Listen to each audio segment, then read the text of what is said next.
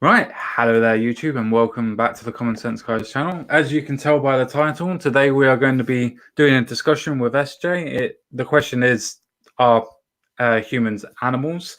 I will let SJ sort out the premise, that way I do not misrepresent the premise behind it, because it's a specific premise and I kind of get where it's going, but I would like SJ to go ahead and introduce herself again and, set the premise properly rather than me trying to stillman her.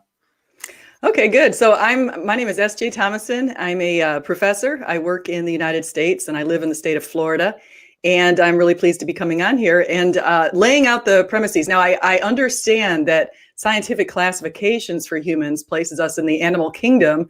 And I understand that people also like to talk about our common ancestry with apes. And so I know that those are out there. But when I was talking about humans being animals, I think of animal in a very negative way, not the positive way that I think scientists might be classifying, as they say, humans are in the animal kingdom, mainly because we're mammals and those kind of things. I think the big issue here with humans is that I think a lot of times when people just think of ourselves as apes or animals, just in kind of a negative way, I think that degrades humans and takes us away from what it says in the Bible about humans, which it says we're made in the image of God. Animals are not made in the image of God. That's where we're distinctive. And we're also quite distinctive in our intellect and our capacity to reason and our capacity to form judgments and our forgiveness and a lot of the different things that we do. That's not to say that some animals don't show some empathy and that kind of thing. I'm not saying that they don't. I actually would say that because they're also made by God, that we should expect that animals would show some helping behaviors towards one another and also even towards humans. And I've noticed that even with my own dog. So I'm not saying that we're not, I'm just saying that I think that humans should be, and I think that people get upset when I say this, but I think humans are special. And I think we're special because we're made in God's image. And so I think that calling us animals or trying to pretend like we're just big old apes, I think is something that detracts from the value of humans. And I think it's playing out. Now, here's what I spent yesterday and today reading. This is Jezebel's War on America from Dr. Michael Brown. And I'm going to be interviewing him next week on this. I'm really excited about that. But he's pointed out some really interesting things that are going on now. Jezebel's this sort of beast from the Bible, from the Old Testament, who is seducing people and harming a lot of people and killing a lot of prophets and that kind of thing. And so he sees her presence in sort of a spiritual, really detrimental way in the United States. And he sees some awful things going on. Like he pointed out here, some of the stuff with radical feminism. I used to call myself a feminist, but I have to say, I don't take it to the far left like some do. So, but there's a lot of different things that are going on. So I think that a lot of people don't value humans as much. And I think it's and I don't know if it's an accountability issue or what. So I guess I'd like to see what you think on that kind of thing too. No, that's fine. I mean, I mostly agree with what your premise is. I do think that humanity in itself, in humans as an animal, is a set apart from other animals. But I think when most people, especially as the argument was with atheists, that though to classify ourselves as animals still doesn't detract away of what humanity has already done and what they could do in the future. I still just think that it's a classification of, mammal, hominid, that type of situation. The only thing that I would kind of disagree with you is that I understand that the belief system would be put into place as in you believe in God, so therefore we are created in the image of God. But I suppose the difference in vernacular would be the colloquial terminology of what we would be using as animal. So when somebody like myself will classify us as an animal, do you perceive that to be let's say, an infringement on what you believe, and you have to feel that it's a necessary defense to say that no, we're not animals because it goes against what you believe in? Yeah, it's definitely in line with what I believe in, but I also think that humans are very special in that we have a lot of these great characteristics, and so I just feel that that's pretty important. I think that we should be valued and we should be revered in a way, and I think we should also treat our bodies the way that God has intended us to treat them because we're made in his image. In other words, what that means is when you equate yourselves with animals, people start doing things, I think, that they consider themselves on the level of animals. And so they might be more sexually promiscuous, for example, and they might do other things because they just feel like they're just mammals or animals. And I just remember this old video that I played on my Twitter account, but it's basically a bunch of guys dancing around in animal costumes saying that we're just mammals and they should do it like the Discovery Channel. I love that song. So, I absolutely love that song. One of my favorite songs. Yeah. But I feel that I think that diminishes the specialness of humans. So could I ask you, obviously, apart from, I know that if I ask you the question, your straight answer would be because of God, and I understand where you're coming from, but in more of a, should we say, for a point of discussion, why would you say that we are special? Well, I would say it goes back right to the Bible of just made in God's image. And the fact that God sent his own down to us to interact with humanity and to manifest himself as a human is really notable. And I think that's something that people should pay attention to. And that's what distinguishes Christianity from all other belief systems. It's pretty amazing that he humbled himself in such a way and was obedient to God and took that chalice and that cup, and he knew what he was getting into, but he felt like he needed to reconcile God's perfect love, mercy, and justice all on once on Calvary. And so I think that just looking at the fact that he sent Jesus to us is pretty important to distinguish humans. Sure, but I mean, what actually distinguishes us from other animals, apart from the fact of obviously your belief, which is that God made us, which is an absolutely respectable position to have. But for somebody like myself that doesn't, how would you convince me that we are? Well, I would look at the ways that humans have done things, and you can look at our social evolution, the moral code that we have. We have an objective morality that we live by. In fact, I disagree with that. Well, I'll just say, as far as objective morality, I've seen numerous studies that have talked about the golden rule, and they've surveyed globally a lot of people as to whether we have this moral duty to follow the golden rule. And no matter what the religion is, even atheism and humanism, it's found that there is this objective, universal moral duty to follow the golden rule, and we feel guilty. We've got a conscience, and that's another way we're distinguished from most animals. I think there's some semi-sentient beings that seem like they have a conscience too. Like I would say my dog, when she has an accident, she feels really badly. So, but I can say our aesthetic appreciation, the fact that we can look at abstract concepts and abstract art, the fact that we can actually look out into our universe and ask big questions like, why are we here? What's the meaning of all of this? What's our purpose? The fact that we have done some amazing architecture, art, sciences. There's just some truly amazing intellectual capacity in humans that is distinguished from animals. And you can just see that by what they can make versus what we can make. Sure. I mean, I agree with you entirely, but I still think that the biggest difference, or the premise of differences, is what you're saying, and what it boils down to is intellect. That doesn't make us necessarily special, or, as you would believe, divine or in the image of. That would still make us an animal, but just having a superior intellect. Same as an ostrich would have inferior intellect to, let's say, a cheetah, because obviously a cheetah can catch an ostrich, for instance. So is it just a case of intellect makes us more superior to another animal, or is it a case of the intellect differentiates us from the animals?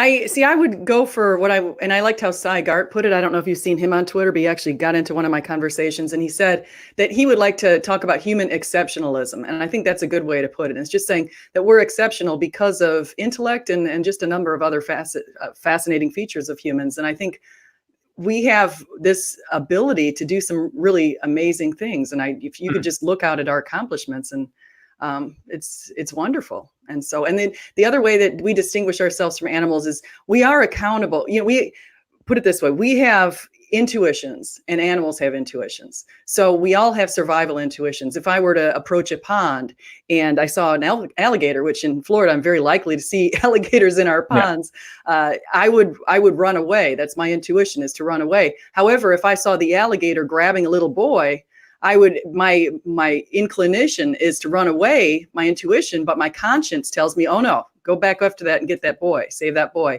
Mm. And so that's the kind of thing where your conscience sometimes goes against your intuitions. And that's another way that we're distinguished from animals, and that we have this conscience that would call on us to do these things that are sometimes very selfless. And I can't say people can find examples in the wild of an animal saving another animal, and I've seen that. And so I'm not saying that they're completely devoid of any conscience, but I think we have a very high level reasoning and conscious ability. So I think that that's something also that sets us apart. See, I would probably change one of your words as a descriptor there. I would actually probably change your word to being a instinct, but I wonder if there's a reason why you wouldn't have used the word instinct instead. Actually, I would probably use that interchangeably. I could say we're our instinct or our intuition. I would probably just say either thing. Our instinct is obviously to protect ourselves, and just like we have basic low-level instincts. We want to make sure we're fed. We want to make sure that we're comfortable. We want to make sure we've got shelter and we're safe. And then we have these high-level understandings, reasoning ability, and things like that completely distinguish us from other life forms. No, I definitely agree that our intellect definitely differentiates us from different animals. But the reason why I would use instincts rather than intuition is because intuition obviously means that you would have an inkling of what you were doing, where instincts means that it's based in your survival instincts or based in your biology or based in, an action and reaction state. So that's the reason why I would put it down to an instinctual level rather than an intuitional level. Simply because instincts means that it comes from inside us and it's an instant reaction rather than having a chance of thinking about it and having it as an intuition. As in, some people would have an intuition that their boyfriend's cheating or the girlfriend's cheating, or, my mum might get hurt or my mum might get ill, so on and so forth. Where instinctually is what you mean by an instant reaction or action to something that's happening. I think that's fair. let me explain why I chose intuitions and reasoning. It's because I've actually done a lot of reading on morality. And I've read even atheists like Jonathan Haidt. He's written a lot of stuff on the moral foundation theory, and he talks about intuitions and reasoning. And I've taken those books and I've taken those readings and the academic literature on that, and I put it together in another paper that I'm working on. But it just talks about even looking at a higher level, what they call Christian synderesis, and it unites our reasoning and our intuitions under this umbrella of conscience, and just saying that our intuitions might tell us to do one thing, but our intuitions don't, or instinct, if you want to call it that, but they don't basically, they don't guide us all the time to the outcomes that we end up doing, because we also are guided by this higher level sense of purpose, self-actualization, helping others, and that kind of thing. Yeah, but I mean, everybody's different. Everybody has a different plane of self-actualization. If you're going to follow the idea of that, then you have to go to Paul Maslow's idea of pyramid of self-actualizing. Everybody has different requirements and different needs. So that would also mean that would be subjective. So that would also mean that it would be different levels of intuition or different levels of instincts that they would require. I mean, to be fair, that's not the discussion that we're going on. So that I want to technically move away from that one, though that would be an interesting conversation, which I'm more than happy to have with you at another time. But I think that detracts away from the idea of our humans animals. Okay, yeah, that's fair enough. And I could go down that. I love that particular discussion, so I'm willing to talk about that just about any time. Yeah, I'm actually going to debate somebody on it. I created a bunch of slides in a slide deck, and I'm debating somebody on it next week, so that'll be fun. to be fair, I'm actually really looking forward to that debate on Modern Day Debate with I believe it's Skylar Fiction. Oh, you know about it, yeah. I better not let on my. Fiction. I'm not going to let on my strategies, but I'm looking forward. I didn't realize you knew that. That's funny. Yeah, I'll be there. Yeah, so I think that we're coming down to a difference in what we perceive the, let's say, connotations of what animal actually means to us. Does that mean that animal in ourselves to most people would be a classification, where to you it would be, for argument's sake, let's say a derogatory term, it turns us into a base being rather than it being classification to you? Yeah, I mean, I understand that in scientific classifications, obviously we're in the animal kingdom. Scientists have also looked at our gene structure and our DNA and realized that we're very similar to apes. So I get that whole thing. I'm just saying that we should also know that it's pointed out and we're elevated and distinguished. Even in the Bible, it talks about humankind being sort of the leader or the ruler of all these other animals. And so that's in there as well. I see a question from one of your people. Can I answer? Because it says the sociopath. Can I answer that question? Of course you can, yes. Okay, so it says Jensen Quinn says, based on her ideas, does that mean a sociopath isn't a human as they don't suffer from guilt? No, here's what I'll say about that. I've actually studied a lot on that. So there's a study, actually it was a study of psychopaths, and it was by a lead author with the last name Simi, C-I-M-I. And Simi realized that psychopaths make up 1% of the world, and sociopaths make up another couple of percent. So I think it's about 3% for sociopaths and 1% for psychopaths. So there are these people who lack this empathy. And the study of psychopaths, it's not saying that they're not human. It's actually, what's really interesting is they found out that psychopaths, just like anyone who's non-psychopath, knows the difference between right and wrong. They just don't care. In fact, that's even the name of the study. Psychopaths know the difference between right and wrong. They just don't care. And so it's not saying that they don't know. So I think that's really important when you figure that there's everyone on the planet then knows the difference between right and wrong. It's just a matter of whether or not they act on that. Well, I mean, I would actually disagree that not everybody knows what right and wrong is. Everybody has a different inkling to what they can and cannot do. Some people always, let's say, push the boundaries, but know that they could know that they are, might not know that they are. I would say that the boundaries of knowing what somebody does know as right and wrong is completely subjective to that person. I mean, don't get me wrong, you can argue the difference on morality if you so want to, but the idea of people individually knowing what right and wrong is, I think that does definitely come down to a subjective. Yeah, that's where, and we could probably go really down a rabbit hole on that, because I could get into that on just some commonalities that I think you and I have. Save that for tomorrow. So we'll have to save that, because that'll get us into another conversation. So exactly. I mean, so when you say that you're disagreeing with the point of not necessarily disagreeing with the scientific classification of animal, what is your actual disagreement with, say, for instance, me saying that we're an animal and we come from apes? Or is it just to do with the inkling of the Bible says? And I don't mean that in a derogatory term, just in the simplistic way of explaining. I think because I guess what it is I see a lot of people on Twitter, and they have as their avatar, they have pictures of animals or pictures of apes in a lot of cases, or sometimes, and I understand, like I've had pictures of my dog before on Twitter, or pictures of a duck or something like that, but I don't do it because I think that we're on their same level. And I think a lot of people on Twitter, it seems like they want to eliminate their accountability for some of the decisions that they make in their lives by equating themselves with apes. And apes, like for example, male gorillas kill their own offspring. They're not the same, and they're not held morally accountable by humans or put in prison or anything like that. I mean, they're just a whole different group, and it's to put us on that same level, to me, seems really unfair to humans. Sure. Well, what do you mean by they put them on the same level?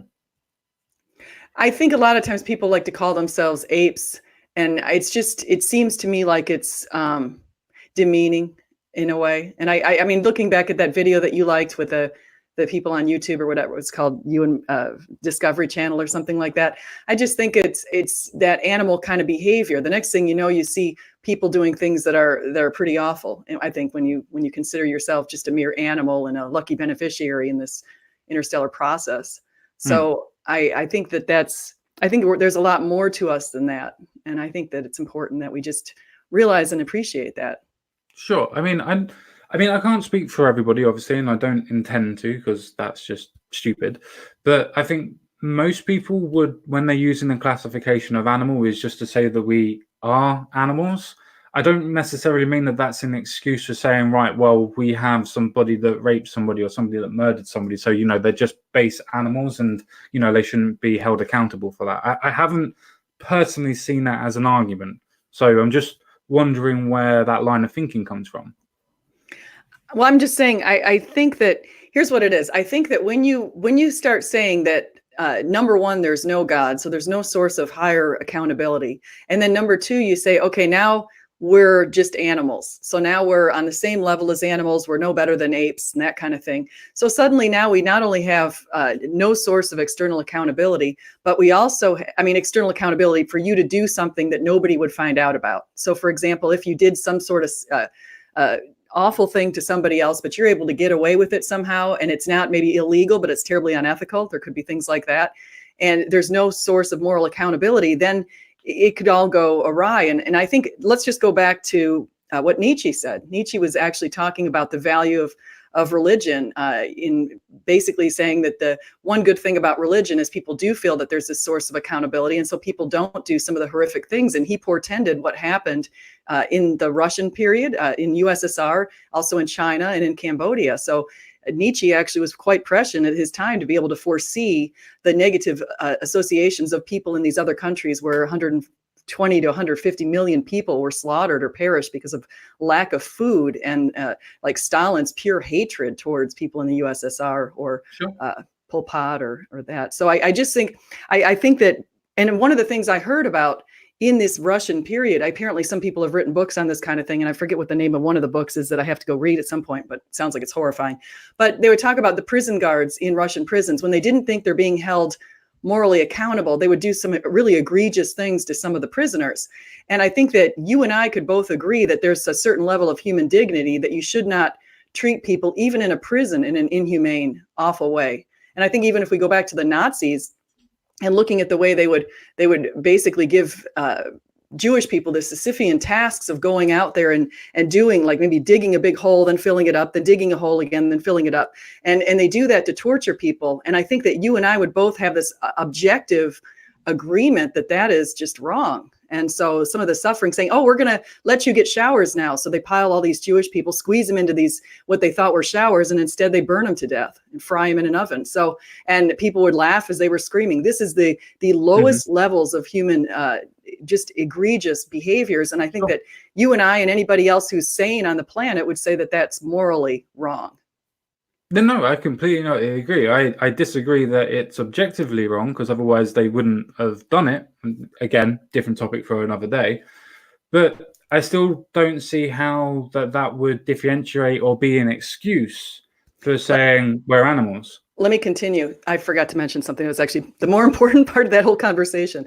So if one of the reasons why the Nazis did what they did, and is because Hitler had a propaganda scheme where he was equating Jewish people with rats. And so I think that's really important to remember.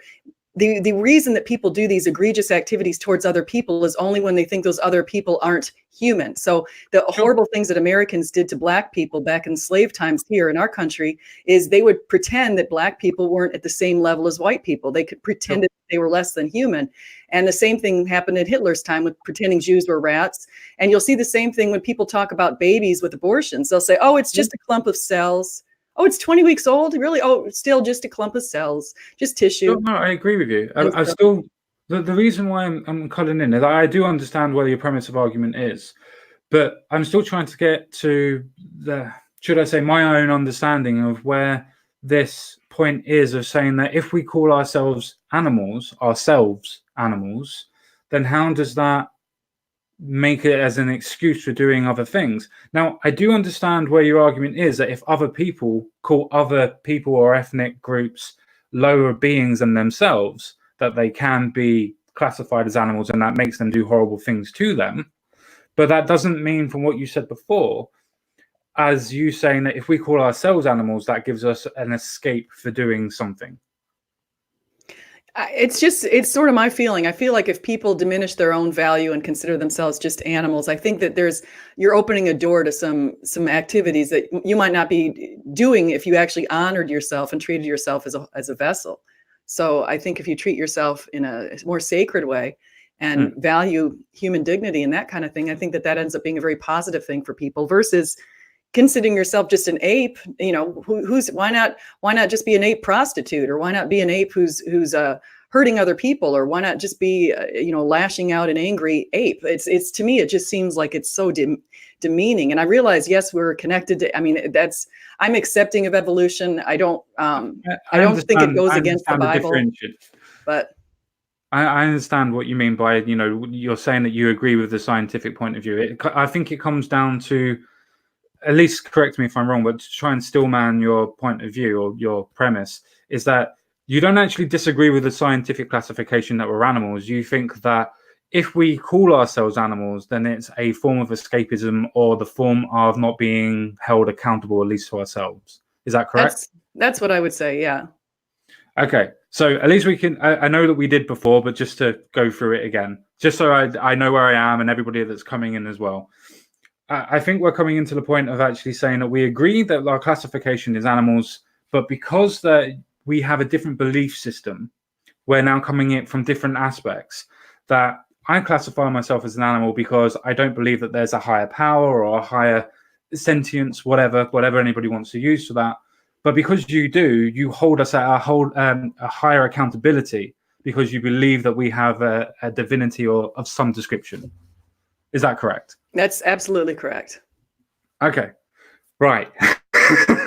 Now we can get into the actual conversation. Now we actually understand each other's point of views and positions, because I think that's where a lot of people try and shout over each other and trying to go, well, this is this, this is that. But if we don't understand where we're coming from, then we can't really continue the conversation. So I think that's amazing that we've got the idea that we both now agree. No, we didn't disagree to begin with, that we are animals, but we hold ourselves in different lights. So if I hold myself as an animal, but I still have the point that I should think that I should hold myself to society's point of view, or at least the westernized society's point of view, does that make me any less accountable than what you would be as classifying yourself as, I don't want to use the word divinity, but that type of situation? Yeah, I think when we classify ourselves or we realize that we're part of something better than ourselves, I think that's really important. And I think that you actually, I know that from the studies I've seen on global studies, I know that all humans do seek meaning and purpose, and we seek to do something better than ourselves. It's innate within us. And so even if you don't believe that there's a God, if you don't believe that God is out there overseeing us, I know that a lot of atheists, they'll get mad if I try to pretend like they don't believe and they have a purpose and a meaning. And a lot of them will say they make meaning in their own lives. Like they might say, I'm going to make a lot of meaning around my kids. I'm going to be a really good parent. I'm going to do this kind of stuff.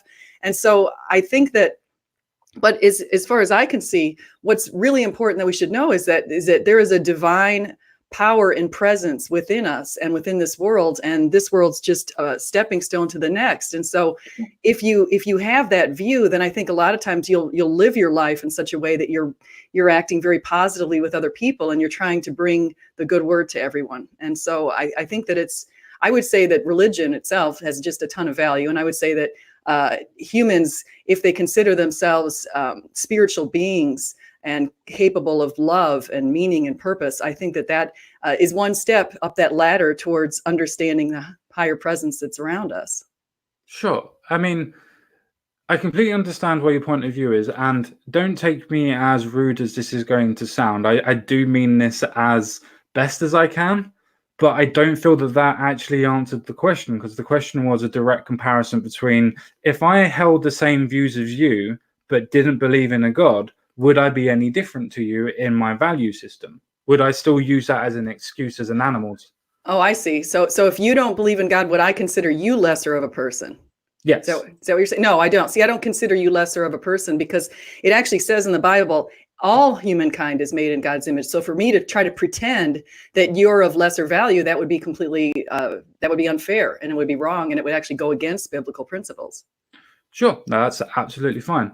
Continuing with that premise then, if I was to say that I was an animal and I did use that as an excuse, would that then conclude or continue with the fact of then everybody that calls themselves an animal would think the same way?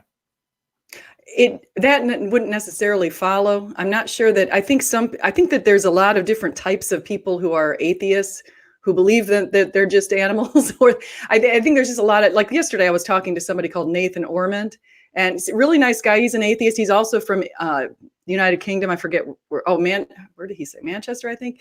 But he's also from England, and he he looks at like objective morality. He and I had these different views. You and I have different views, and I see that I wouldn't try to group everyone the same and say, okay, well, I'm going to put you in the same bus as this person who calls himself an animal and does terrible things, but this one calls himself an animal because he's just looking at a scientific classification, and he actually really values people and values life and values good treatment of others. So I would be completely unfair to group you guys to group people together. Is if I'm assuming that this one person who's awful is going to influence somebody else awful just because they're both labeling themselves animals. But I just think that I think that people should just try to value themselves a little bit more. And actually, I do think a lot of atheists do value themselves. So I'm just going to quickly point out a question that Jensen Quinn again actually asked, because I think it's actually a really relevant question to where I was going anyway. He asks, define God's image. After all, we all look different than each other. So how would you define what God's image is, especially with the different idea of, let's say, races for easiness? I think that's a really good question, because it reminds me of something that people sometimes haven't noticed that's in the Bible. Is there's no description of what Jesus looks like in the Bible. Like, it doesn't say Jesus has black hair, Jesus has brown hair, Jesus has brown skin, he's got blue eyes. We know nothing about him except for he came out of the Middle East. And so he's likely to have this look that's similar to people in the Middle East. And then you say, well, we don't all look like people in the Middle East. If Jesus looks like someone, I mean, what's going on here? I think the idea of in his image is this idea of, we've got 2 eyes, a nose, a mouth. That means that we have 2 ears. I think that gives us, we're supposed to listen and look more than we're supposed to be talking. So I think that's one thing that I think God gave us is symbolic of what he is. So. Sure. No, I mean, I think it goes into a deeper aspect of what we were talking about, though. If we can't necessarily, let's say, explain what God's image is, how can then we differentiate what animals are? It's only us that puts the image of what God is onto what we think God should be, if we believe in a God.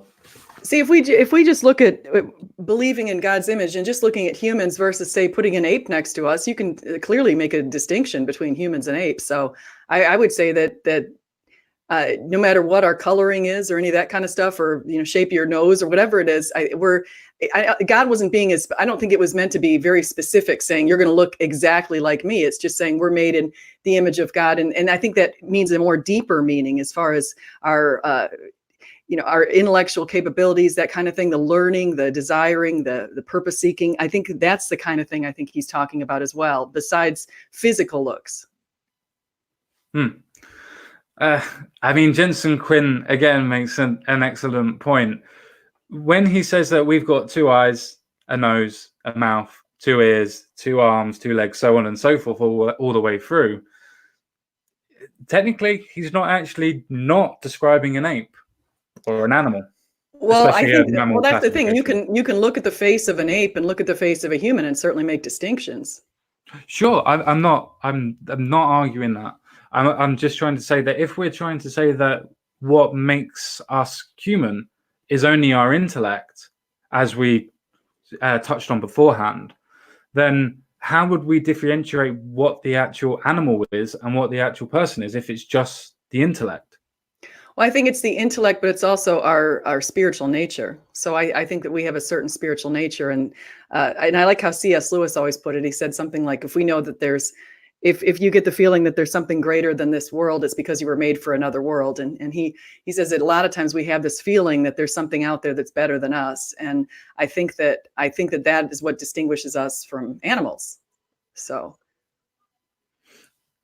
No, I suppose so. I mean, I can understand your point of view. I mean, technically, we're kind of nitpicking on what we associate as God's image anyway.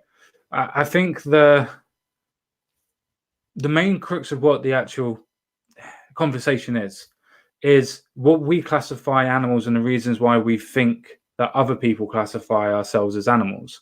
We've already gone through the point of we believe in the scientific classification, so we both believe in animals, as we are. But the main difference is, because I put this as bluntly as possible to try and be as honest as possible, not trying to sugarcoat or trying to move around the post. But because you believe in a God, or the God, as you would say, then your reasoning or rationale is because of that, then we have to be in God's image. So we are different, we are elevated than animals. If God was to say that we are all created equal, as in we are all animals, would that make any of a difference to you, or would we still classify ourselves or elevate ourselves to a higher plane? Yeah, if God did say that, but actually he didn't say that. So No, we I have, agree. I was providing a hypothetical. right. So yeah, if he did say that, well, then we have to consider that we're on the same plane as animals. And so, but he did distinguish us. So I have to point that out. So, When I and you say plane, are we on the same level? Because when I say plane, I mean general, let's say classification. I wouldn't classify a snail or a fly the same as a dolphin. I would probably put the dolphin at a higher level or a higher situation than them. But they're all animals, and I would classify them all as the same plane. Are we on the same wavelength as that when I say plane, or are you trying to point out the difference that we already established of the intellect? no, I can go back to, I think what you're getting at, and I think it's important, is I do think that there's some value to certain animals over other animals or insects or that kind of thing. So I look at insects like discussing cockroach or something like that. I think very low level value. If I see one, I kill it, and that's how it works. But if I see just a beautiful deer, like I refuse to eat venison because I've seen beautiful deer and I think of Bambi, and I just will not, no matter what, eat venison because I don't want to kill Bambi. And so, and I think of Bambi when I've seen deer in my neighborhood, and I think of my own dog, and I've got my dog on this very high level versus say a fish in the pond. I'll eat fish. I don't have a problem with that. I feel like they're swimming around and you just eat them, and that's pretty much how it works. But the dog, no way. But is that because you put a different value on a pet or something that you have more of an emotional attachment to? Or is that because that they are at a different level? Yeah, no, I think they actually are at different levels. I think God made some of the animals to interact with humans, and I think that, and I know that dogs are from human breeding, and everyone goes crazy whenever I say dogs, and they say, "Well, humans bred the." Yes, I know, but it's just that I think that a lot of these animals on this planet, I think a lot of them are just for us to appreciate and to understand that they're just beautiful instead of. You want to be very humane, I think, towards animals. In fact, some of the stuff that I hear about how they treat animals in chicken pens and things like that is horrifying because you want to give them decent life too. And so No, I agree. But my trying to be not forceful, but trying to reiterate the point, is that due to you putting that classification onto them, your, let's say, emotional attachment or emotional view to them? Or is it because they are at that point? Because other people wouldn't put that emotional view to them. So I'm just wondering if that's personal to you, or if that's let's say, a universal law, for instance. Yeah, I'm just I'm just adding this to my playlist here. Done. Okay. Universal. I think that you're right. It's subjective as far as the animals. As far as me saying that my dog's very important, you go over to China, you see people dragging around dogs in the back of their trucks, and they're just treating them awfully in some places. And of course, they eat cats over there, and they eat monkeys. And so, so when you see something like that, you realize, yes, obviously, all humanity treats animals in different ways, and even what people are accustomed to eating. If you're raised in a country where eating certain kinds of bugs and things like that is completely acceptable and normal, then people go and find bugs and eat them, and that's completely acceptable and normal. So yeah, I don't think that I can say that that's an objective thing. But I do have one thing to say. There's a couple of studies that are out there. Actually, let me mention a couple studies. So one of the studies is called the Globe Study, and the Globe Study looked at what they called humane orientation levels around the world, and they looked at practices versus how it should be. So they would say, how is it in your country as far as humane orientation, and how should it be? And what was really interesting is they have two combined constructs that work into this humane orientation, and one is benevolence, and that's the idea of being very kind to your in-group, and the other one is universalism. And that's the idea of being kind to an out-group and also to animals and plants and living things in the planet. And everyone has this knowledge of what should be, this humane orientation that should be very high. We should be treating all of life on the planet in very decent ways. However, when they look at the practices, in every single case, practices in that country were a lot lower. And what's really interesting is where the practices are considered the lowest is in a place like West Germany and some of the some of the Western European countries, so or northern. So it was sort of interesting on that particular study. But my bottom line is saying that we do have an objective sense that we have this duty to be benevolent and universalist. And so that's just one study, but there are other ones, like Shalom Schwartz has one, also distinguished benevolence and universalism, and found out that of all values, of these 10 major values that people have, those two top the list. And so that was pretty interesting. No, sure. I mean, I'm going to disagree with you on the objectivity of that and say that that's more subjective, and it's the subjectivity that just goes around, makes it look more objective. But you're already going to be talking about that with somebody else, so I'll move away and just put in my opposition there without going into detail into that. But look, the reason why I asked that question about if it's to do with what value that we put onto ourselves or onto other animals or onto other people, then does that not mean that we're the ones that are putting value onto other people? And if we call ourselves animals, that different people may say that a dog is more better than a human, for instance. Some people might say that. Does that mean that they actually think that animals are better off than humans? I don't know. But that's the point. That just because we classify ourselves as animals, does that not mean that we do think that we are better or do think that we are worth? Or is that just completely subjective to the person that's, let's say, classifying ourselves? I think actually you've hit on something pretty important. I think that there is a movement right now, this a movement towards vegetarianism and that kind of thing, where I think there are people who think animals are superior to humans. And I've seen them on Twitter. They'll tweet at me and say, my dog's better than you, or something like that. And I mean, a lot of people, and I can look at my dog and say, she's such a sweetheart that I would, I can understand that people really falling in love with animals. But I think that, yeah, there are some people who probably elevate animals over humans. And some people think that animals are better than humans because humans are capable of doing some really egregious things and animals aren't as bad. So. No, I mean, I actually completely agree with that sentiment and statement. But the more aspect to that point is that I wanted to try and point out that if I classify myself as an animal, that doesn't negate what I've already put onto myself or humanity. That just means that I'm calling myself an animal because I believe that inherently I am.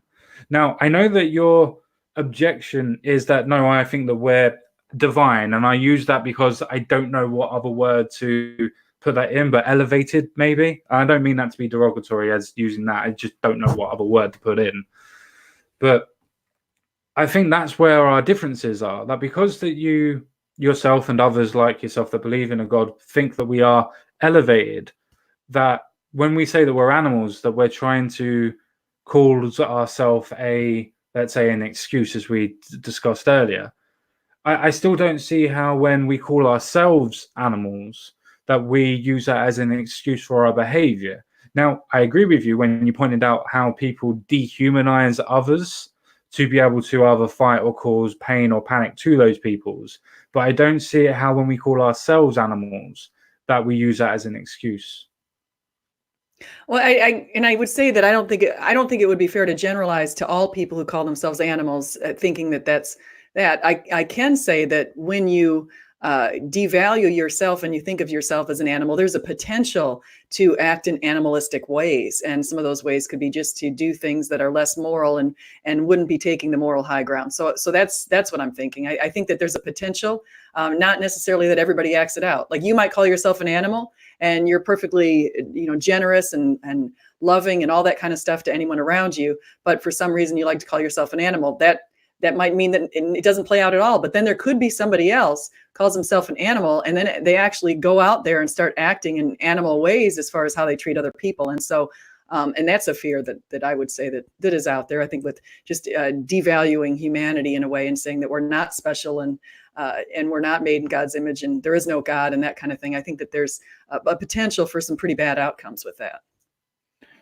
So again, still manning your position so I can simplify it for me to understand. And I don't mean it to sound as simplified as it is, but this is the way that it sounds to me. Your main gripe or let's say disagreement is that because you perceive that there could be a a situation where somebody that does devalue their humanity or devalue the idea of being special, as you said, then that would actually lead us down into a road where more people would cause more problems or more harm to others. Yeah, yeah. Well, let's go back. If we go back in history a little bit, and if you go back in history to the Roman Colosseum times, and you see how humans were treated back then, they would throw them into a Colosseum, and they would be fed to the lions or the animals that were in the Colosseum with them. And people cheered that on and thought that that was just a wonderful thing. And then even around those same times, babies were often just put outside. I forget the word they used for it, but they would put babies into the streets because they couldn't afford the babies or they didn't feel like taking care of the babies, or especially if the babies were females, they would just let them go into the streets and let them die by exposure, they called it. And that was something that was happening when humans weren't given any sort of dignity or value. Human life was not valued during those times. And that was one of the big changes that Christianity brought about. The Christians formed hospitals, they formed schools, they actually welcomed people other than soldiers into the hospitals and other than males who are high level wealth into the schools. And so it just really changed the environment. And so that's one thing about Christianity is Jesus got down there and he was hanging out with prostitutes, and he was hanging out with people who were considered at the lowest levels of life, like the dreaded tax collector. And so he really elevated people who were at the lowest levels, and that was completely different from the sort of elevation that people had in other religions, where if in Judaism, for example, one of the things they thought at that time is they thought that if you were blind or something, then God was punishing you. And Jesus let us know that that's actually not the case. So do some Christians, like Calvinism and stuff like that. They still think that if you have an affliction, then God's done it for that particular reason. There's always different nuances that come into these types of situations. For instance, you were saying about the Romans and everything else like that. Well, Christianity was around when Romans were in that position. And because of the way that society was, some of the Christian morality was still of the aspect of Romans. Now, again, that's not me trying to say that Christianity is bad or anything. I'm trying to say in the aspect that comes to a moralistic, and that becomes to a point of subjectivism, where you have to look at the subjectivism of that time and then look at it in the context of their time.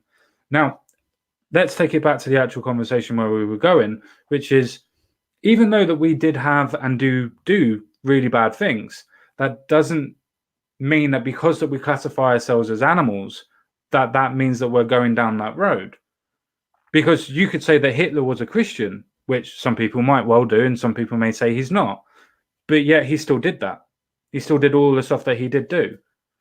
Well, we can always point to humans who were horrible people, and we can certainly point to some Christians who were horrible people. Now, I disagree that Hitler, who slaughtered 6 million Jews, thinks he's going to face a Jewish carpenter one day. In fact, it's my understanding that he was actually a pantheist. But beyond Hitler was whatever he was an egregious person. And Agreed. I would like to see him rotting in hell. I mean, that's, to be honest, what he did to people was just horrific. But going back to, I went back to Roman times. So I want to bring that back to today, because why I said that is, I think, and after reading this book, like I mentioned before, this Jezebel book, I think what I'm seeing in places that are becoming increasingly secular, and what the World Values Survey authors have called rational and secular, and moving away from religion and tradition, what we're seeing in those kind of places, I think, are growths in things like prostitution, growths in legalization of different sorts of things that normally wouldn't have been legalized before. We're even seeing, I've even seen in Europe some pretty awful things with animals. So I don't want to mention it because people make fun of me whenever I mention what I've seen and read up on in some of the countries in Europe. And I think that the United States is also going down sort of a dangerous road right now with a lot of the changes that we've seen out there, and a lot of the things that people are starting to accept now, like polyamorous relationships, for example, which I think are completely morally wrong. But people are saying, oh, well, if 2 people want to get together with 4 more people, that's perfectly acceptable. If they all think that's great, and so we're just seeing I think we're seeing a collapse in our moral standards. And I think we're seeing that today because we are becoming, United States too, becoming increasingly secular. So I think that is a concern when you don't have a moral foundation under secular guidelines. Sure, I can agree with some aspects of what you said, but that still doesn't go to the fact of, because you believe, or others like yourself believe, that because that you're not you, but humanity is of a divine aspect, as in elevated from animals, that doesn't logically follow that because that people call themselves animals, that we're going down that road due to secularism.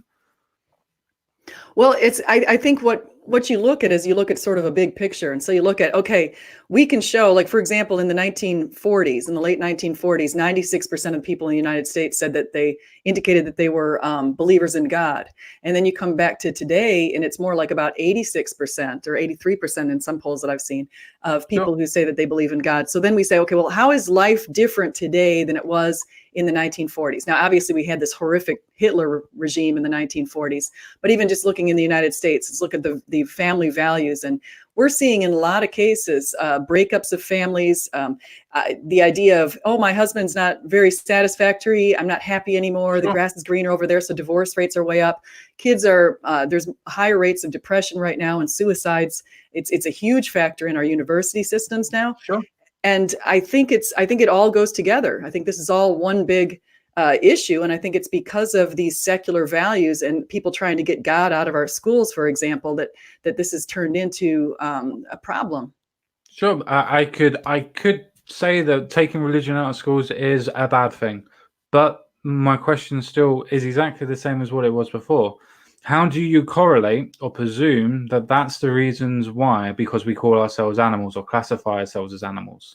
I don't, because I haven't seen a study on that. So I would have to actually find a study where people saying, okay, people who are calling themselves animals, now we're seeing these awful outcomes. So I don't have a study on that, but that is something that would be interesting to look at. Sure. No, I completely agree. I mean, that's the reasons why I'm trying to ascertain why it's such a bad thing for somebody to call ourselves animals.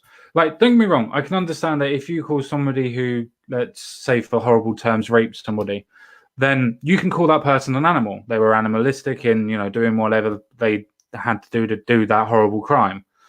I agree, they are animalistic in that point. But just saying that I'm an animal as a classification, I don't see how that would then logically follow to go into that aspect, because even Christians or any other religion would have people that would do that type of thing with their morality and their, let's say, elevation.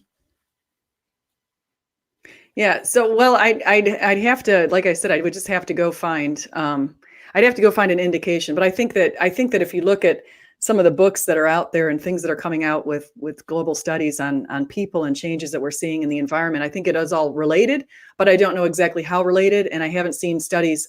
Actually, I have. I'll have to go back and I'm going to look at the World Value Survey, and I don't have it right in front of me, but they actually have asked some of these questions. Now that I think about it, I'll have to go back and see if they've asked anything that kind of equates humans on lower levels. So I don't, maybe they haven't asked that, but they've asked a lot of really cool questions. So. Sure, no, I completely know you. Would love to be able to hear and see that. I still think that the difference that we're actually having, or why, let's say, for argument's sake, an atheist and a Christian would disagree on the terminology of animal, is because Christians think that when I call myself an animal, I'm trying to degrade myself, rather than it being a case of you saying that, no, we are in God's image, we are higher. I think that instance is very interesting, because to me, and don't take it as a personal insult, but I think that that's actually quite arrogant to be able to say that, oh, we're created in God's image, so we are higher than animals, when God also created all of animals. And yes, I do know that he was created because Adam didn't have anybody around him, and he was created for those reasons. But yet God did create all the animals as well as us. So why do we, as you said before, we're there to look after the animals? And I actually agree with you. I do agree with that. But why does that mean that the person who looks after somebody is elevated higher than the others? As you mean, why do we look up to ourselves as higher than animals? Is that what you're Yes. saying? Why do Christians do that? And you think it's arrogant? I just don't think it's arrogant. I know a lot of people like to say that, oh, you think you're special and that's arrogant. You think this planet was made just for you. I actually don't think the planet was made just for us. And I don't think that the entire purpose of the earth is because we're here. I think Sure. that God wanted children. And I think that just like any family, like a lot of times we desire children. I desire 2 children and have 2 children. And actually, I would like to have more, but anyway. So I think that this, And it says that he's pretty clear about how he values humans in that he sent Jesus down. So I would just say that, just going back to that, I don't think it's arrogant that we feel that we're treated in a special way from God, or that he singled out humankind and said he made us in his image. I don't think there's anything arrogant about that. So I think it's actually pretty wonderful. And all we have to do is accept. So the door's open, just a matter of accepting it. No, sure. I mean, I completely understand where you're coming from on that. It's just a case of, for me, that when the elevation of humans to animals comes, it normally comes from an aspect of a religion. Other religions also say some of the similar things as what Christians does. Now, that's not an argument. I'm not trying to use that as one. My point is that because a book, in my eyes, says that to other people, I don't think that my life is valued more than any others. Because let's take animals out of this, for instance. If we're all created in God's image, then why are there so many people that are treated so differently to other people, even in the same aspect of religion, especially in Christianity as well? There's different aspects of how you treat somebody to somebody else. So as far as how do you, I would say, like, when you mention how other religions, you could go to Hinduism and you could look at that religion and you could say that people believe in reincarnation into animals. And so they have the sacred cow because they feel that that cow could be grandma. I mean, I'm just being completely serious. I'm not trying to say this in a funny way. That's actually true. They feel that you could be recreated into any other sentient being life form. And I think that, so they have a different value on animals, obviously, than we do. They value animals even more than, say, the Christian faith does. But in the Christian faith, it makes clear that humans are distinguished from animals. Humans are at the top of the food chain, essentially. And so, and we are also told to value each other and not to be going around mistreating each other, no matter what people's levels are. So if you see, like Jesus actually made it clear, the prostitute has a better chance of getting into heaven in some cases than the tax collector, both of them who repent and humble themselves, than somebody who thinks of himself as high and mighty and a major priest or something like that. So sure. But doesn't that also state then that there is a difference between how the tax collector acts between how the prostitute would act?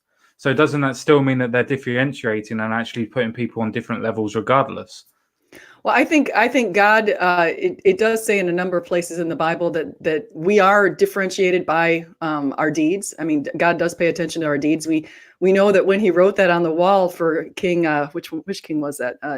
Nabonidus, I think it was. So we know when he wrote or Belshazzar. No, it was Belshazzar. So we had King Belshazzar in the book of Daniel. It's like 3 words are written on the wall, basically told him he's been judged and found wanting. Well, that tells me obviously God is looking at our deeds, but I'm not a person who, I was raised a Catholic, so I was raised in this deed-based faith. But I also think that if you just look at the man on the cross who basically at the last minute believed in Jesus, and Jesus told him he'd be in paradise, that just also tells you that faith is really important. And so I think that God might make those distinctions, but I don't think we're in a place to make those distinctions. But yet, don't we do that anyway? Don't we already make those distinctions completely and utterly? Even in the idea of in religion in itself, don't we already make the differentiate that you can't question the Pope? Well, not the Pope, but the Reverend or the pastor or whatever, that you can't do those types of things, or you shouldn't. Not that you can't, you shouldn't. Yeah, I know some people do think like that. I think I've seen this new pope. I like this new pope, to be honest.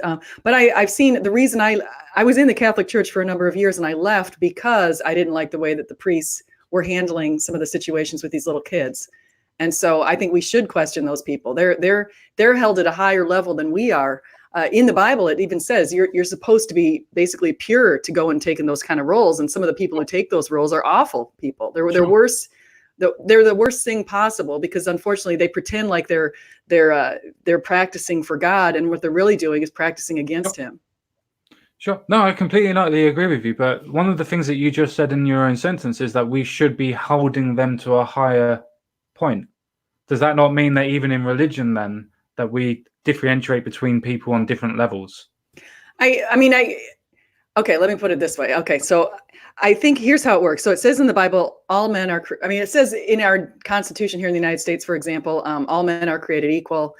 obviously women are in that same thing too. So men, women, we're all considered equal. Jesus valued everyone. We saw him valuing people at different levels. But the kinds of things that Jesus elevates doesn't have to do with a person's riches or wealth or power or influence or anything like that. The kinds of things he values is the heart. And so how does the heart act? And so that's the thing. Now, are there people on different levels? Yes, we've got different levels of intellectual capabilities for humans. So we've got people who are some of the smartest people on the planet in some of the highest places on the planet. But does that necessarily mean that God's going to value them for their intellect? Well, no. God's valuing you for your heart. And so we might value those people. Like I love Jordan Peterson. He's a high level intellect and I like listening to him, and I might hold him in pretty good esteem. But does that mean that God has him on some same level of esteem?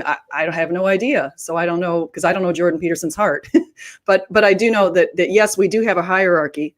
And so I do believe that that's perfectly acceptable. And I'm a capitalist, so I'll speak to that too. So that might be surprising. I'm not trying to say that, because you have a different, because you accept that there's a different plane, that you're wrong or anything. My point is that if we say that we can ascertain the difference in what levels even different humans are, then can't we still say exactly the same thing for animals? Like, even though that we know that we're intellectually superior to most animals, can we not still say that we are animals, as in the same as we would say that somebody that had a mental illness, for instance, that makes them not as intelligent as others, would we say that we are in essence superior to that person because of intellectual understanding? Or do we just say that we're the same? And if we say that we're the same, can we not do that for animals? I don't think, I think it's the words that you're using. I would choose the words very carefully, because I wouldn't want to say I'm superior to anybody.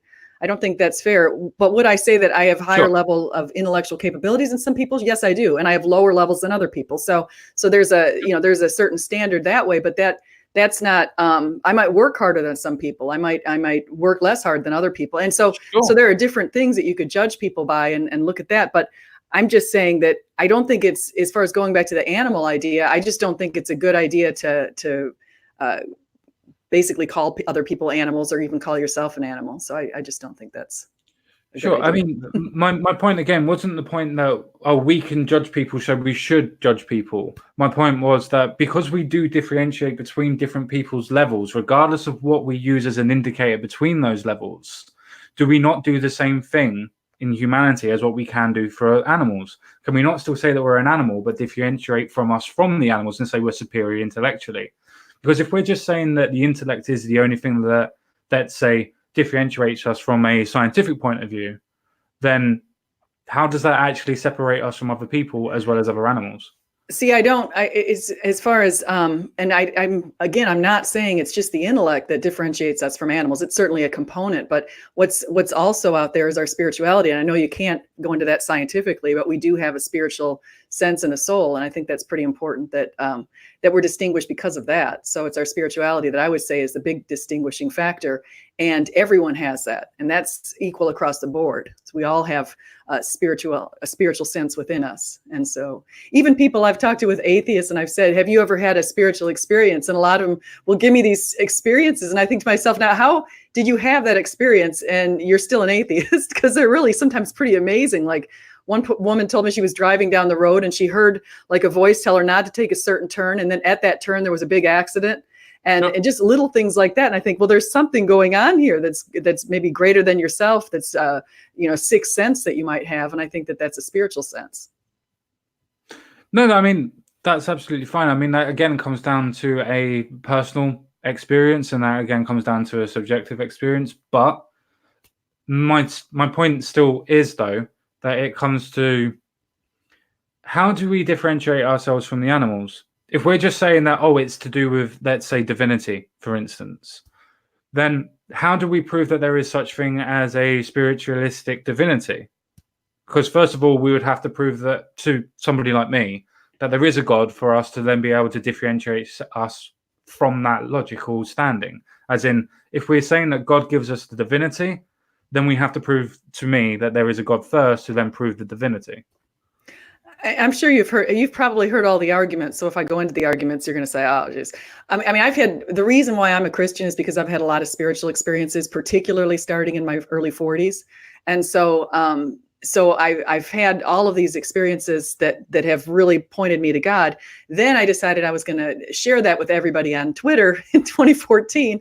And what was crazy about that was I got a lot of backlash from people. And so I thought, okay, well, I'm not going to be, they don't believe me when I say this happened to me. I have these really amazing spiritual experiences. They say they don't believe me no matter what, because they're just my personal experiences. So how can I get them to believe me? And I understand why they don't believe me. So then I said, okay, well, I will go study all of these different arguments that are out there. I started, inhaling books on, not inhaling, what's the word I'm looking for, but just consuming books on apologetics. And I've just got a lot of them. Like, here's another one from Michael Brown. I've also got McDowell's and C.S. Lewis. I just started reading all these books. And so then I came up with all of these arguments.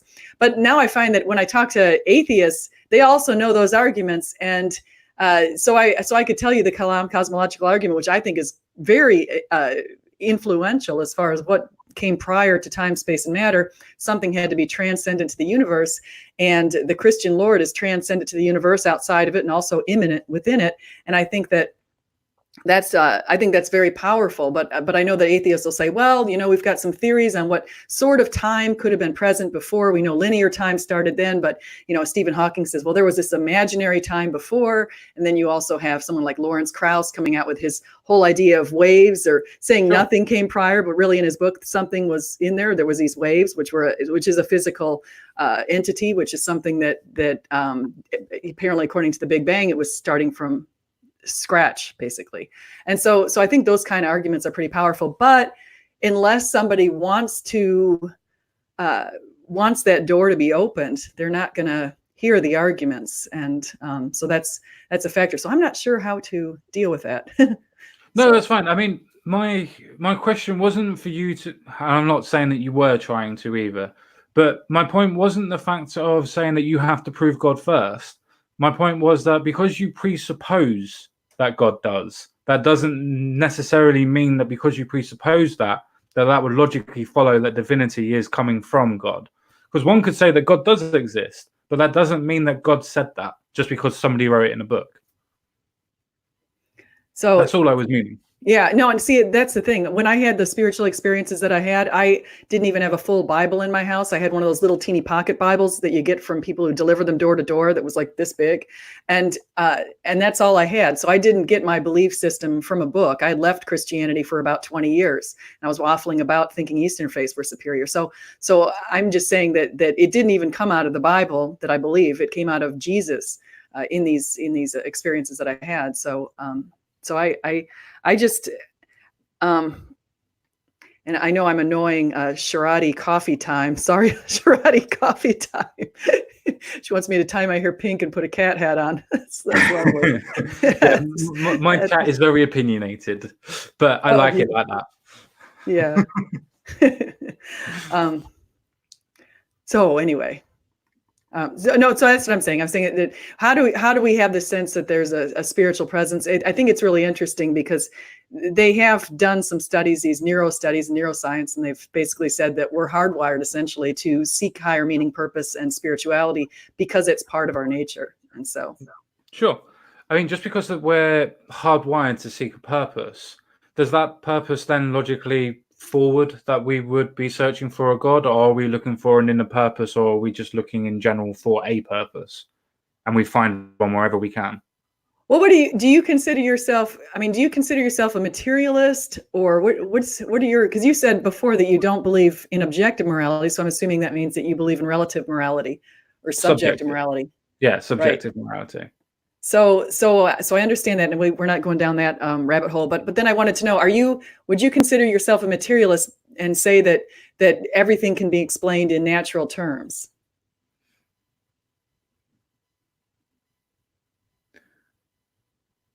I believe that everything can be explained in naturalistic terms, but there are situations where at the minute we don't have the means to naturally explain them. Now, that also, let me carry on, that also could mean that if we were to find a God, that I don't believe that God would then be a supernaturalistic phenomenon. It would be a naturalistic phenomenon that we could measure, if there was such a thing. Yeah. Okay. Let me ask you this: if you found out that God is true, and no matter what the form is, but that there is a higher power, what would you do? What do you mean? What would I do? Well, I mean, would you decide that you were going to worship God if you found out that God is true? If Jesus appeared to you in a dream, or Jesus appeared to you in a vision, would you accept his offer of salvation, or would you say, I've got questions for you, Jesus. You're going to sit down and answer these for me?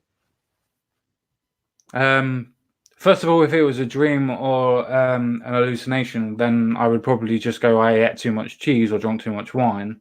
But if we're going to go on a presupposition that this was true and based on that aspect, I would ask a lot of questions on a lot of the, let's say, inconsistencies in how they deal with different people.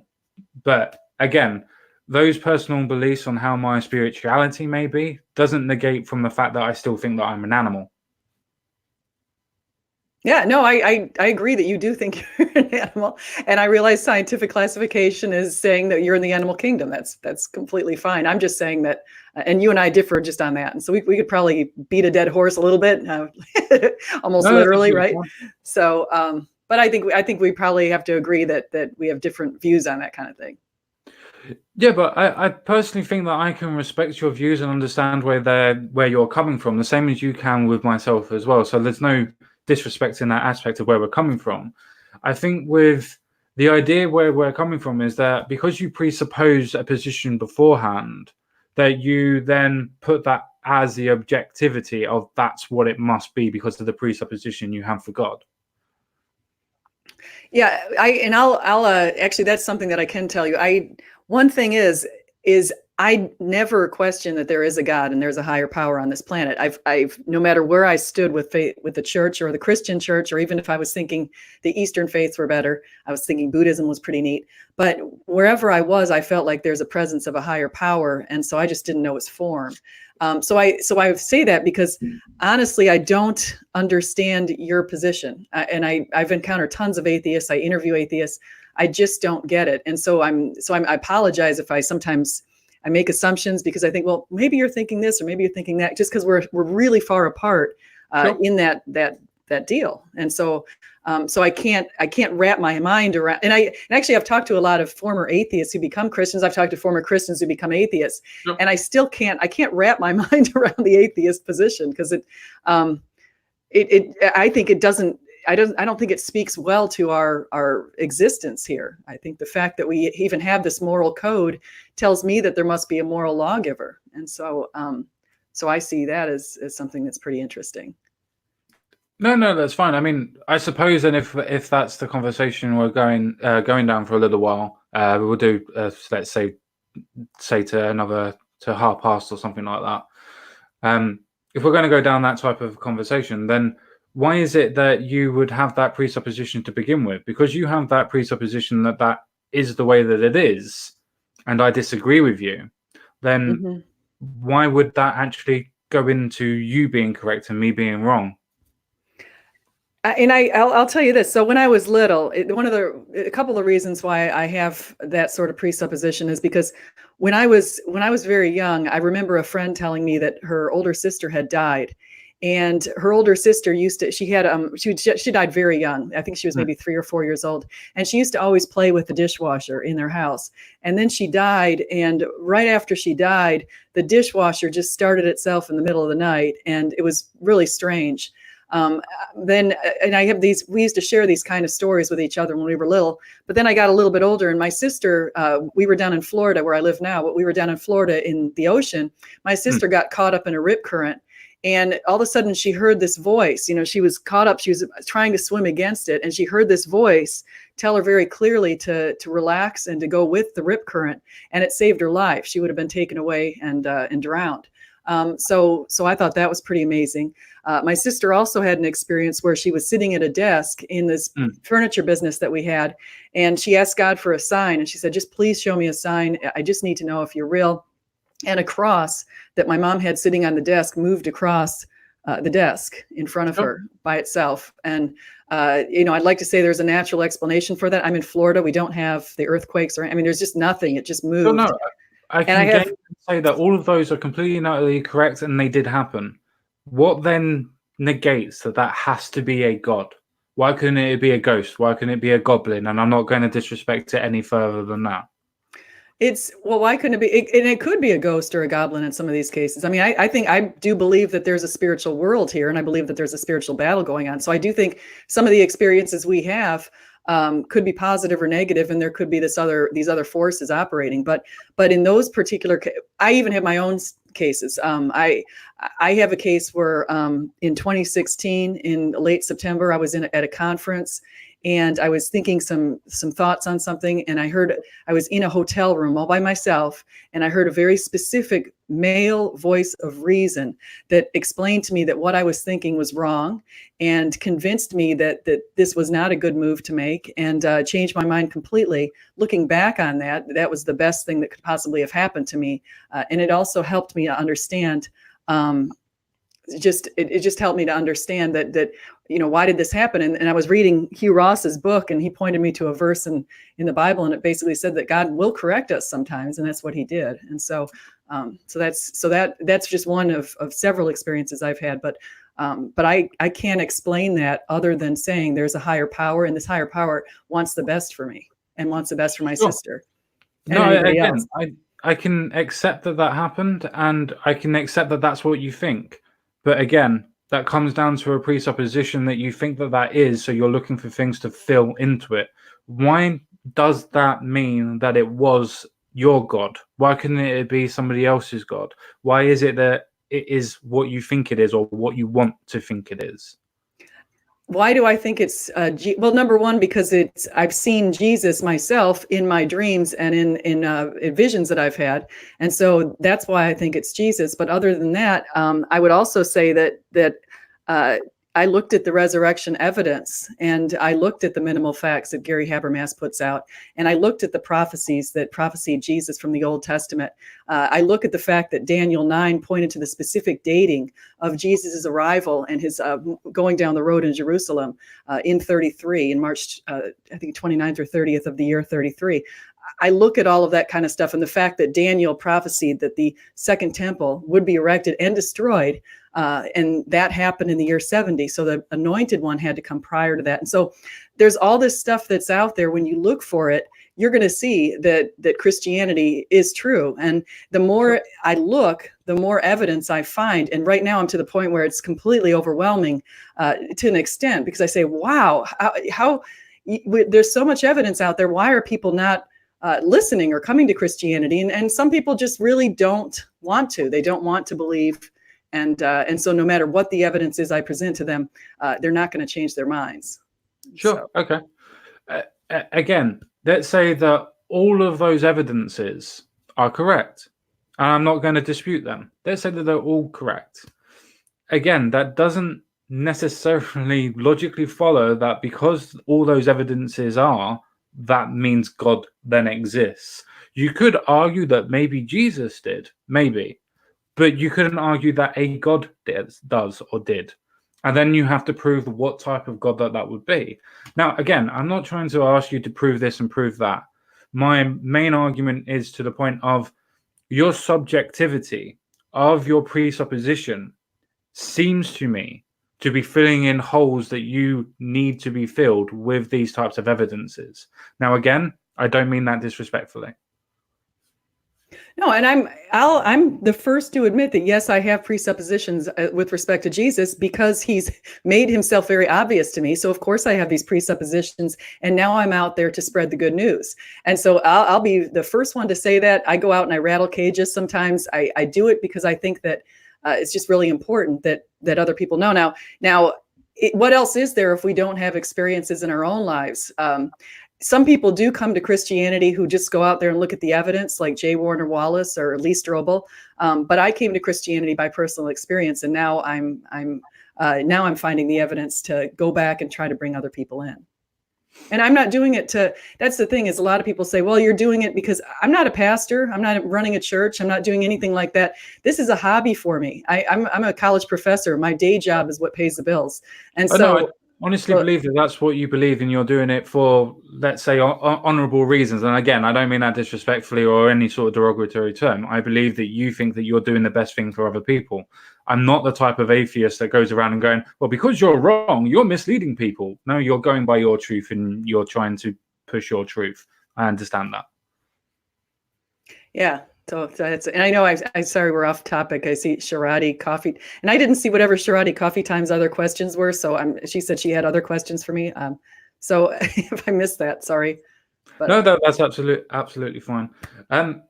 Again, the reason why I think that we've gone down this topic is because I've touched on the idea of, because the presupposition is that God exists in your mind, that then the presupposition then negates and then logically follows from the presupposition that because he says it, you're now divine and elevated above humans.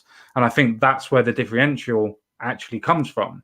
Because that you have that presupposition before, we have a difference of opinion in how we're attacking the question, which is the reason why I went down that way. I think that's fair, but would you say that you also have a presupposition that there is no God? So that you're coming into things trying to explain them in naturalistic ways rather than considering the fact that there could be supernatural explanations for some of the activities in our lives. If I don't hold a position, does that mean I'm presuming what the position actually is? Well, I don't know. I don't know if are you an atheist or an agnostic, or I should probably ask you, what are you? I'm probably more of an agnostic, as in I don't really know. I see the evidence. The evidence doesn't convince me, but there could be. I don't really know. Everything says to me that there isn't, but I don't know. Okay, so because I always just wonder that, I think you seem like a very pleasant person to talk to, and so and I have had conversations with people who call themselves anti-theists. Yeah. And I think that's an entirely different group of people. So I think that I think coming at it with, hey, I'm going to at least have an open mind, and if the evidence is presented at some point, I will understand that maybe there's other ways to interpret the evidence than just natural ways to interpret all of the evidence in your lives.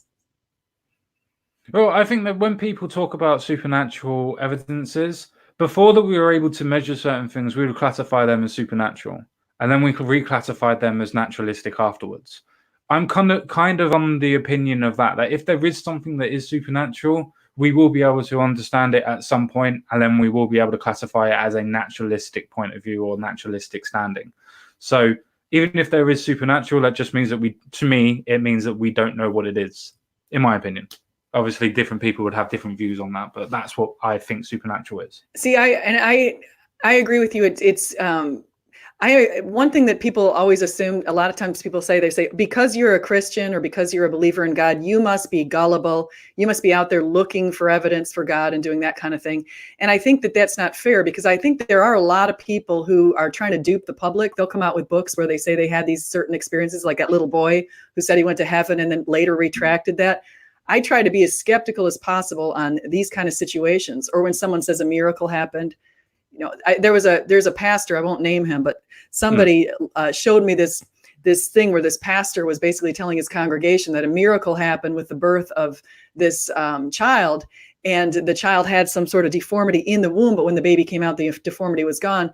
I have to say, unless I see a ton of evidence that supports that, like, for example, I need to see the ultrasounds and all that kind of stuff, I'm not going to just say, okay, I agree with you. Because sometimes I think in the back of my mind, is this guy trying to scam his congregation to try to up his money? And so I am very skeptical about that kind of stuff. And so, but I can say, when you take that high level of skepticism and then you go and you look at the evidence that we have for Christianity, for example, I look at what would prove me wrong on this. If this happened, how would I be wrong? And I think that kind of stuff, I think everybody should be very skeptical about people and about claims. And so, it's called on us to go out there and to try to find the evidence. Completely totally agree. Let's take that idea at this minute in time. Because that I have a different position to what you do about how and why people call themselves animals, because it is about the how and why in this instance, not the classification. If my explanation to you is something different to how you perceive it to be, then is that not just a differential in how we perceive our, let's say, presuppositions in this or our positions in this? Yeah, we both are coming in it with different views. So I agree with you. So you're coming in with it with the assumptions that many or most things should be explained in naturalistic terms. I'm coming in with the assumption that there's a possibility that some things won't be explained in naturalistic terms. So I think that just looking at that kind of thing is important. So I would actually say that having the view that it could be explained in different sorts of terms other than naturalist, I think that's compatible with what we see in our universe Sure. with a lot of things. So Does that mean that in that case, then, if we're going to take that ideology of being able to take it from different people's aspects and look at it from a, let's say, skeptical or critical point of view, does that not mean that we'd be able to look at this from different people's points of view and be able to come to an agreement that most people that use the terminology to call ourselves animals are not actually going down the road of some individuals that would be using it as a derogatory or colloquial terminology to describe somebody already that's acting out as bad or going to? yeah, I just and I think we probably have covered this a lot, but I just think that it's just dangerous for people to refer to themselves in ways that seem demeaning to humans. That's all. So, like I wouldn't refer to other humans as animals, and I wouldn't refer to myself as an animal. So I just think that, and one of the reasons is because I can look back in history, like I pointed out before, with what happens when people do refer to others as animals. Well, we had the slave trade and we had the Hitler atrocities. So, Sure. so that's the. No, I mean, I completely agree. I mean, that's still a correlation, but that's also to do with when people called other people to dehumanize them. Now, if I call myself an animal, I'm not trying to dehumanize myself. Or do you think that I am or would be in that instance if somebody was to do that? Yeah, I think a lot of people will get on, like, for example, on social media, I have a lot of people tweeting at me, telling me that I'm just a great ape. And they're like, well, it's a classification. It's a scientific classification. You're just a great ape. And so people do call other people animals all the time. And they're calling me an animal all the time on social media. And I find that offensive. And I think that, I know you think that's interesting and you try to be or people try to be scientific and they're calling me a great ape. I see no good reason for that. And I see actually it is trying to be a way to demean humanity. I mean, I'm not going to disagree with you that I do think that some people may use it in that way. But let's take your example of saying people have called you a great ape. Was that into a response of a tweet that you may have put out saying that we are not animals? I don't know. I don't remember how I exactly phrased the tweet, but I think what happened was first I made a video that I thought was kind of humorous, and apparently other people didn't think it was humorous, but I thought it was kind of funny that everyone's trying to call us animals. So I would show pictures of like the Piazza Duomo in Italy, this beautiful church, and then I would show a picture of a gorilla and the gorilla sitting in a tree. I thought, who's going to look at this and say that humans can't be distinguished from animals? And so I just and then some people will say, well, you're just a great ape, and that kind of thing. And yeah, that's what happened. That was why there was a big ruckus. And then I decided I was just going to let that one die down. So Sure. I mean, I'm not going to say that there isn't a differential, because there obviously is a differential. That's the reason why we have subcategories and even more subcategories after the subcategories for defining what humans are and humanids are. But I still think that we're coming here at a different point of view, because that you already have I'll say a spiritualistic aspect to your presuppositions. It then comes to a point of, because I don't, and you're coming from, let's say, a higher point downwards, and I'm coming to a lower point and up, we're crisscrossing because we think that somebody else means something else. Because I know that you think that if I was to call myself or others just an animal, that it could be classified as being a derogatory term, as in I'm calling you this to try and demean you, for instance. But if it's in response to you pointing out, and again, summarizing and paraphrasing, saying that, oh, we're not animals, then the response that you're going to get is, no, we are animals, we're great apes. Yeah, and I just don't think. I mean, there are some Christians, a lot of Christians who don't believe in evolution. They don't think evolution is possible. And so they would even find offense.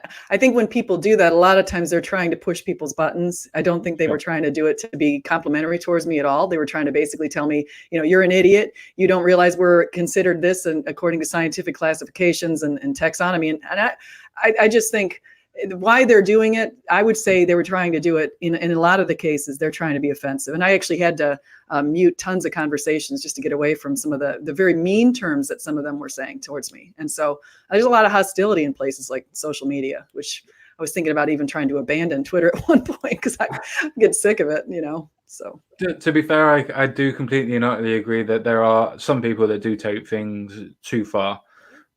I'm not going to defend any of those people that are started to call you names derogatorily or in that aspect. But if you do put out a tweet where, you're saying with not much information behind it that you don't think that humans are animals, then people's own presumptions and assumptions of that tweet are going to be that you don't think, as we did at the beginning, that you don't think that humans are a classification of animal. Not that you differentiate them for their actions to animals. Yeah. I mean, I understand where some people are coming from. If they sought to clarify my tweet with me before jumping into making assumptions, that would have been nice. But it didn't happen in a lot of cases. People made the assumption that I don't know anything about taxonomic classifications, and I do. I just was again trying to distinguish the animal from a human and just saying that we're special. And so I know that a lot of people don't think we're special, but I do. So see, from an atheistic point of view, and again, I can't speak for all atheists, and the reason why I classify myself from an atheistic point of view is because at this point in time, I'm using a presupposition that I don't believe that there is a God. Again, I'm not sure overall. But because I have that presupposition, I can come to you and say that, no, I do think that humans are special, and I do think that they're special. I just don't think that they're from a divine entity. And I think that's where, because religion and faith is such a personal aspect, my understanding of faith and religion is going to be completely different and subjective to what yours or anybody else's is going to be. Because it's so personal, people generally have a defensive mechanism towards that faith-based arguments that they will have, because this is and does come down to what you believe and have a presupposition of your faith. So to me, it comes down to a point of, if we do disagree, like we've done today, maybe we should actually talk about the situation and understand where people's point of views are coming from before we start attacking each other on different points of views. And I mean that on both sides and all sides, if you want to go down that road. Yeah, I think that's fair. I think it's good to sit down and understand. Well, and I think like you did a couple times today, is you steel manned my argument. I think that's great. And so you knew where I was coming from because you would actually, you would represent the argument. Yeah.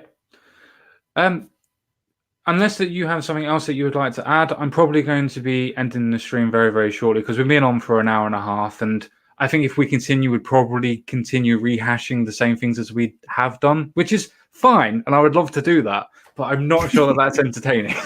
No, I agree. I think you're right. I think this is probably a good point to end it. And I want to say thank you for having me on again. I think we had a nice, pleasant conversation as we did last time we talked. So. No, I really did actually enjoy it. And I thought that people could use this and actually understand that when people do have disagreements, that it's better to actually sit down and talk about it rather than screaming and shouting on social media. You kind of understand the person's point of view. Even if, like today, we completely and utterly disagree and come from different point of views on it, we can still come to an understanding that I understand your position, but I disagree. I think that's the amazing thing about humans in general. Yeah, and I think that's another thing too. Is I understand everyone has different religions, or they don't have a religion, they don't have a belief system in God or something like that. But I think that the nice thing about living in the country I live in, or even where you are, is we have a right to believe in whatever we want, and as long as it's not we're going around harming people. But we have a right to believe in our different belief systems. I think that's great. Yeah, no, I completely and utterly agree with that, and I'm definitely of the opinion that if you want to believe in something, as long as it doesn't physically harm anybody, then you should be able to go and believe in that and have that as a faith. I'm not one of those people that goes, well, you shouldn't believe in God because I don't believe in God. No, believe in what the hell you want to believe in. It's up to you. I'm not going to dictate to you what you should and shouldn't believe in. Otherwise, I'd be a hypocrite. At least in my eyes, anyway.